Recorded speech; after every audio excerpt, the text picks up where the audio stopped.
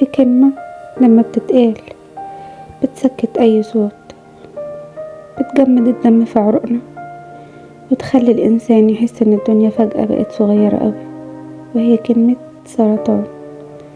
بس خلينا أسألك سؤال قبل ما نكمل، هو السرطان فعلا نهاية ولا حكاية وجع بس ممكن يكون وراها أمل؟ السرطان مش خبر بيتقال وخلاص، السرطان لحظة بتقسم العمر نصين، نص قبل ونص بعد.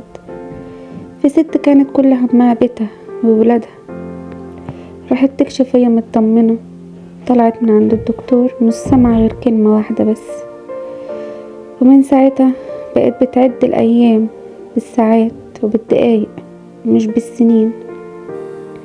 وفي شاب لسه في عز شبابه كان بيضحك ويخطط ويحلم، لقى نفسه فجأة بيحارب مرض أكبر من سنه، وأصعب حاجة ما كانش الوجع، لكن كان إحساس ليه أنا. وفي أم كانت بتدخل العلاج الكيماوي وتطلع بتضحك، مش علشان قوية لكن علشان ولادها ما يخافوش. كانت بتنهار لوحدها وترجع تبني نفسها قدامها. السرطان بيوجع أكتر في الحاجات الصغيرة، في شعر بيقع، في مراية ما تبقاش مألوفة لينا، في جسم بيتغير، في نفس مش فاهمة اللي بيحصل. بيوجع في الناس اللي بتبعد، وفي كلمة شفقة، وفي نظرة خلاص بقى. وبيوجع قوي لما المريض يسمع شد حيلك وهو فعلا مش فاضل فيه حيل.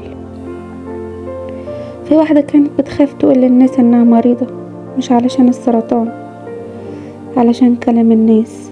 كانت خايفة تتحط في خانة، دي تعبانة، دي خلاص بتموت، مع ان الحقيقة انها كانت بتحارب كل يوم، بتصحى وتختار تعيش رغم الألم. بس تعرف اللي محدش بيحكيه، ان في ناس خفت، وفي ناس رجعت تضحك، وفي ناس بقت اقوى من قبل المرض. واحدة قالت السرطان علمني احب نفسي، واحد قال السرطان قربني من ربنا، وواحدة تالتة قالت عرفت مين بيحبني بجد. السرطان مش حكم اعدام ولا علامة ضعف، السرطان ابتلاء، الابتلاء مش دايما شر.